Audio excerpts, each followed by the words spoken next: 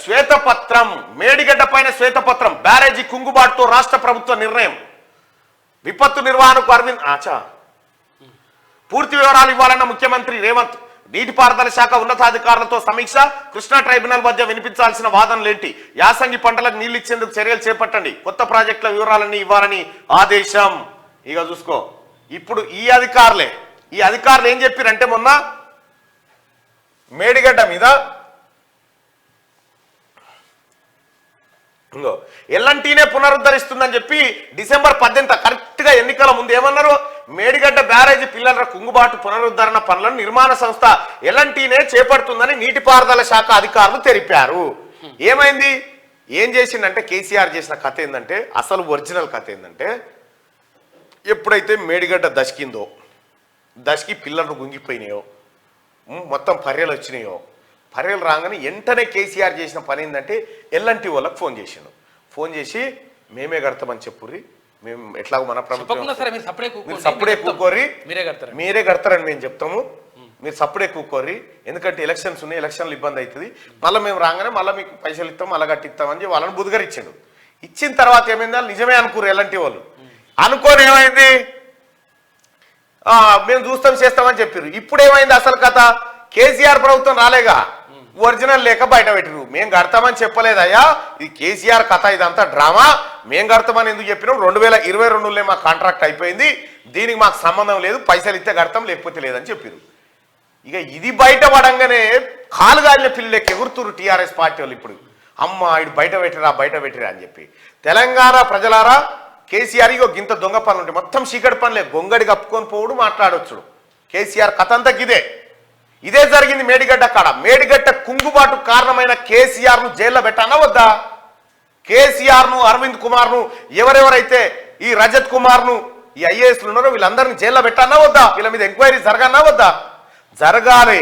ఆ జరగడం కోసమే ఇవాళ మేడిగడ్డ పైన శ్వేతపత్రాన్ని రిలీజ్ చేయాలని కాంగ్రెస్ పార్టీ ప్రభుత్వం నిర్ణయం తీసుకుంది. అదే చెప్తున్నారు. పూర్తి వివరాలు ఇవ్వాలన్న ముఖ్యమంత్రి రేవంత్, నీటిపారుదల శాఖ ఉన్నతాధికారులతో సమీక్ష. ఈ అధికారులే చెప్పారు ఎల్ఎన్టీ కడుతుందని, వీళ్ళతో చెప్పించింది కేసీఆర్ అబద్ధాలు. ఇప్పుడు వాస్తవాలు బయటకు వస్తున్నాయి. బీఆర్ఎస్ ప్రభుత్వం కాళేశ్వరం ప్రాజెక్టులో భాగంగా నిర్మించిన మేడిగడ్డ బ్యారేజీపై శ్వేతపత్రం విడుదల చేసే యోచనలో కాంగ్రెస్ సర్కార్ ఉన్నట్టు తెలుస్తుంది. మేడిగడ్డ బ్యారేజీ పిల్లర్ కుంగిపోవడం, దాని పునర్నిర్మాణం వివాదంగా మారుతున్న నేపథ్యంలో ప్రభుత్వం శ్వేతపత్రం విడుదలకు నిర్ణయం తీసుకున్నట్టు సమాచారం. ఈ మేరకు బ్యారేజీ కుంగుబాటు, నిర్మాణ అంశాలు, డిజైన్ కు సంబంధించిన అన్ని వివరాలను ఇవ్వాలని ఇప్పటికే అధికారులను ఆదేశించింది.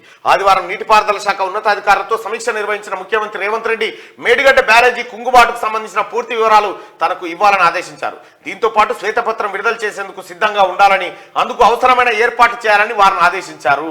ఇక ఇప్పుడు దొరుకుతారు చూడరు ఒకడొకటి, ఇట్లా గాలం టక్క చేది నీళ్ళలకైనా ఒడ్డుకు పడ్డ చేపలకి కొట్టుకుంటారు ఇప్పుడు టీఆర్ఎస్ వాళ్ళు చూడరు. ఇక కేసీఆర్ కుటుంబం